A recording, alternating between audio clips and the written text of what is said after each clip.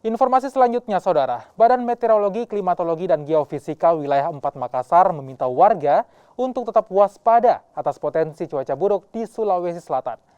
Pasalnya ada 14 daerah di Sulsel yang berpotensi terdampak cuaca buruk.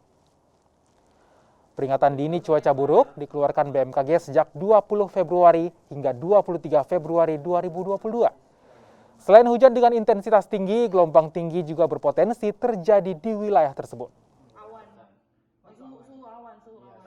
Yang kami berikan warning khususnya di wilayah Sulawesi Selatan bagian barat meliputi Kota Parepare, Baru hingga Kabupaten Takalar, kemudian Sulawesi Selatan bagian selatan seperti wilayah Jeneponto, Bantaeng, Goa, dan wilayah Sulawesi Selatan bagian timur seperti wilayah Sinjai, Bulukumba, dan Selayar.